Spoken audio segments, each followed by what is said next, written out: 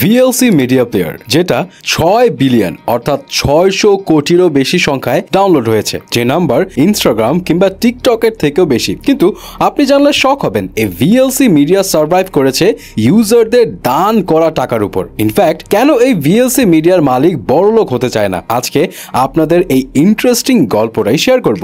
VLC media প্লেয়ারের সবচাইতে unique বিষয় হলো এখানে যে কোনো ফরম্যাটের ভিডিও অডিও প্লে করা যায়। বাকি মিডিয়া প্লেয়ারের মতো ডিফারেন্ট কোডেক ফাইল ডাউনলোড করা লাগে না। এন্ড এই কারণে এটা গ্লোবালি এতটা পপুলারিটি পায়। এবং আরো একটা বেস্ট পার্ট আছে, সেটা একটু পরে জানাবো। কাহিনী হলো, VLC মিডিয়া প্লেয়ার আসলে 1996 সালে ভার্সিটির একটা প্রজেক্ট হিসেবে একটা গ্রুপ মিলে বানিয়েছিল, যে প্রজেক্টের ইনিশিয়াল নাম ছিল ভিডিও ল্যান্ড প্রজেক্ট, এবং ওই গ্রুপটা লিড দিচ্ছিল জিন বাপ্তিস্তে ক্যাম্প। ইভেন এখনো VLC media player video land এই কোম্পানির আন্ডারে রেজিস্টার্ড হয়েছে। যাই হোক, 5 বছর ধরে VLC মিডিয়া প্লেয়ার ইউনিভার্সিটির বিভিন্ন কাজে ইউজ হলেও 2001 সালে জিন এটাকে ওপেন সোর্স করে দেয়, যার ফলে দুনিয়া জুড়ে ডেভেলপাররা নিজের একটু কন্ট্রিবিউশন দিয়ে এই মিডিয়া প্লেয়ারকে আরো উন্নত করে তুলেছে টাইম টু টাইম। এন্ড এইটা ওয়ার্ল্ড ওয়াইড ইউজারদের এত পছন্দের মিডিয়া প্লেয়ার হয়ে ওঠার পিছে আরেকটা রিজন হলো, এখানে বাকি মিডিয়া প্লেয়ারের মতো কোনো ধরনের অ্যাড শো করা হয় না, বরং কোম্পানি চলে ইউজারদের দান করা টাকার উপর।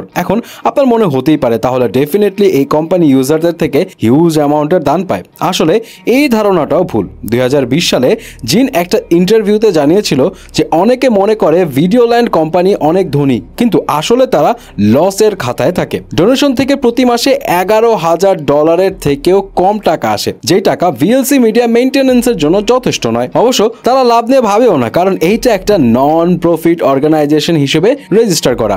কেন, এইটার পিছে আবার একটা বিতর্কিত কারণও রয়েছে। এই VLC মিডিয়াকে যখন ওপেন সোর্স করা হয়, তখন দেখা যায় এখানে বিভিন্ন কোম্পানির বানানো কোডেক ইউজ করা হয়েছে কোনো ধরনের লাইসেন্স কিনা ছাড়াই। তখন তাদের বিরুদ্ধে লিগ্যাল অ্যাকশন নেওয়া হয় এবং কোর্টে ভিডিও ল্যান্ড কোম্পানি জানায় তারা একটা নন প্রফিট অর্গানাইজেশন কোম্পানি হতে চলেছে। সো সেই ক্ষেত্রে অন্য কোম্পানির বানানো কোডেক তারা লাইসেন্স ফি ছাড়াও ইউজ করার অনুমতি পায়। এন্ড যদি তারা নন প্রফিট অর্গানাইজেশন না হতো, তাহলে প্রতি বছর এই কোডেক ফরম্যাটগুলোর জন্য VLC কে প্রায় 15 থেকে $20 মিলিয়ন, মানে 245 কোটি টাকা রয়্যালটি ফি দিতে হতো। কিন্তু মজার বিষয় কি জানেন, তারা যেই পরিমাণ অ্যাড শো এর অফার পেয়েছে, তাতে তারা এই 200 কোটি কেন 1000 কোটি টাকা রয়্যালটি ফি দিতে সক্ষম হতো। কিন্তু নন প্রফিট অর্গানাইজেশন হয়ে যাওয়ার মেইন রিজন হচ্ছে ইউজারদেরকে সেরা এক্সপিরিয়েন্স দেওয়া, বিরক্ত না করা এবং ইউজার্সদের ডাটা ট্র্যাক না করা। কোনো ধরনের ইন্টারাপশন ছাড়া ইউজারদের একদম ক্লিন এক্সপিরিয়েন্স দেওয়ার মেইন লক্ষ্যের কারণেই এই VLC মিডিয়া কোম্পানি